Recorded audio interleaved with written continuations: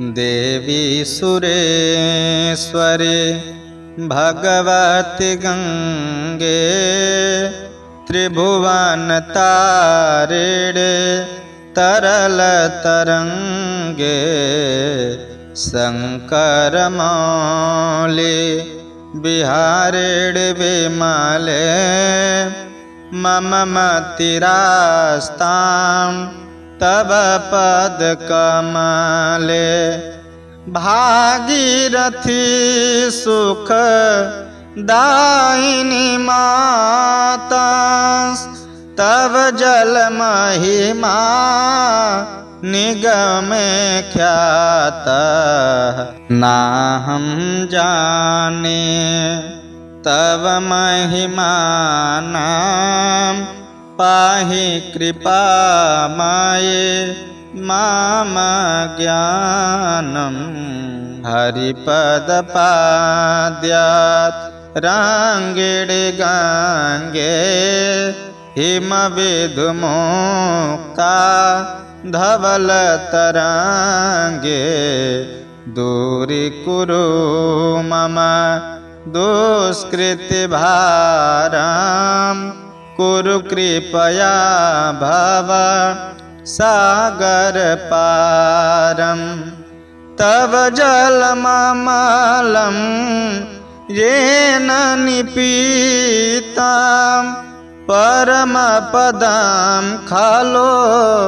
तेन गृहीतं मातर्गंगे त्वय्यो भक्ता किल तं द्रष्टुं नयमः सक्ता पतितोद्धारिणे जाह्नवी गंगे खंडित गिरिवर मंडित भंगे भीष्म जननी है मुनिवर कन्ये पतित निवारिणे त्रिभुवन धान्ये कल्पलतामिव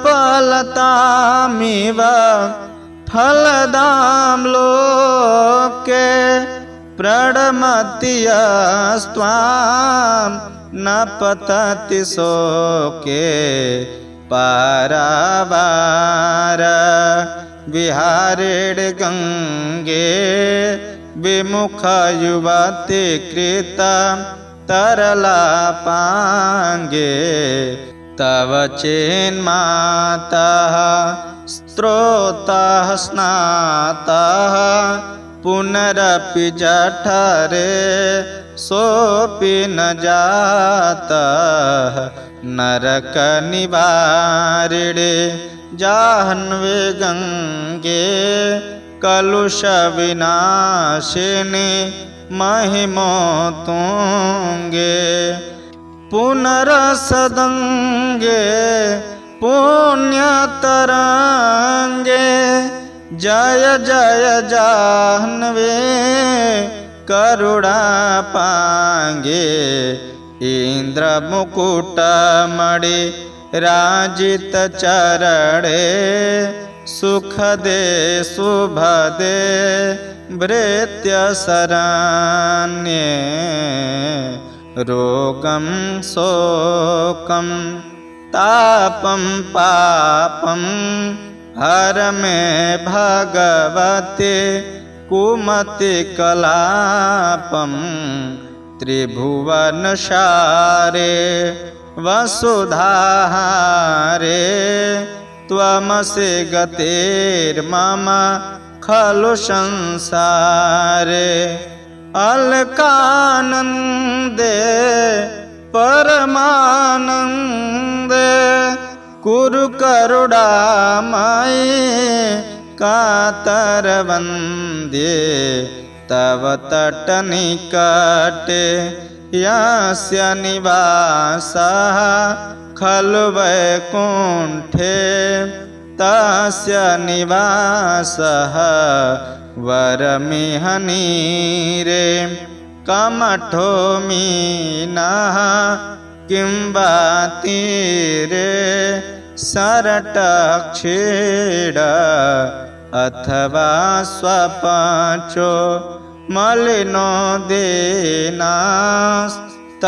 नहि दूरे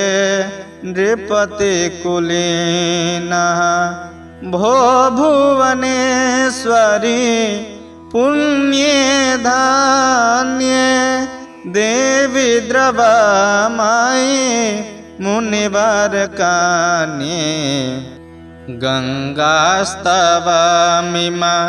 ममलां नित्यां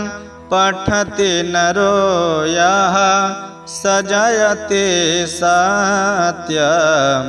येषां हृदये गंगा भक्तिस्तेषां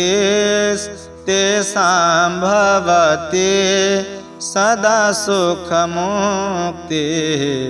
मधुरा कांता पझटिकाभिः परमानंद कलितललिताभिः गंगास्तोत्रम् मिदं भवसारं वाञ्छितफलदां विमलं सारं शंकर सेवक शंकरचरितं पठति सुखेस्तव इति च समाप्तः पठति सुखेस्तव इति च समाप्तः।